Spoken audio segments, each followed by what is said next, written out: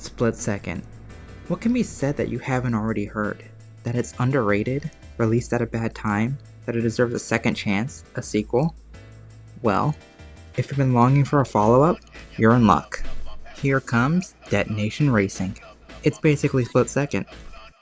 Well, it's basically Split Second if someone broke into your house, shook you awake in the middle of the night, and screamed at you to describe Split Second. Then they made a game based off of your panic words.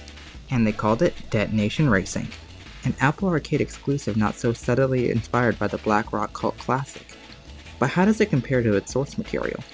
First off, the handling. Cars in Detonation are far lighter than they are in Split Second. They're more agile and easier to drift. In fact, once you enter a drift, you're pretty much guided through the turn until you choose to break out of it. It's not bad, but it's not challenging either. This is probably due to the fact that the game is designed for touch controls. Thus, providing any more detailed feedback or challenge would only worsen the experience of the majority of players. It does its job, but it's nothing to write home about. Now, onto the gameplay. How does Detonation Racing elevate itself from Split Second after a decade between the two releases? It doesn't. In many ways, it's actually worse. The power plays are either directly copied from the original game or lack any real impact. The route switching mechanic is completely nerfed and the track design is lackluster. Back to the route changes. Let me remind you what these look like in Split Second.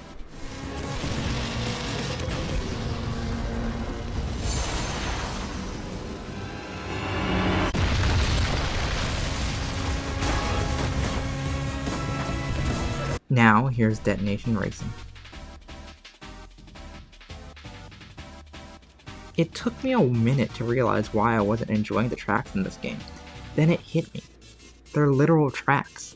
They are disconnected routes placed on top of the environment. You're not racing through a city that's detonating around you. You're racing on a perfectly placed road that's just outside of the city.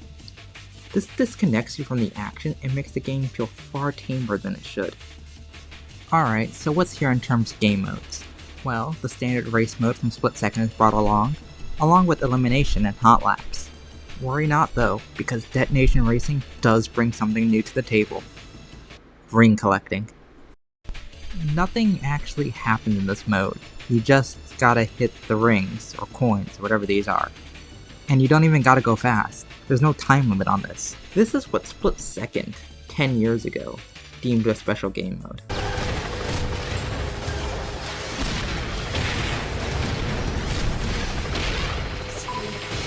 Detonation Racing. Split Second. You get the point. So what else can this game offer? Multiplayer. If there was anyone else playing it. This game has been out for only 2 years and is part of a subscription service, and there's no one playing it. Oh well, this tends to happen with multiplayer games. I bet if I logged into Split Second, no one else would be that's something. So, should you sign up for Apple Arcade for this game? If you have no other means to play Split Second, like either via through PC or Xbox via backwards compatibility, and you want something vaguely similar, no, you still shouldn't sign up just for this.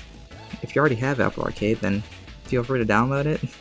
I wouldn't, but you can. The races are short, track design is unmemorable, there's no multiplayer community, and the main gimmick that it shamelessly copies is completely neutered. If you want Split Second in your pocket, you're better off emulating the PSP version. Alright, I know this was a bit of a short video, but honestly, I really struggle to say anything more about Detonation Racing. Thanks for watching, let me know what you think down below, and please, leave one of those likes.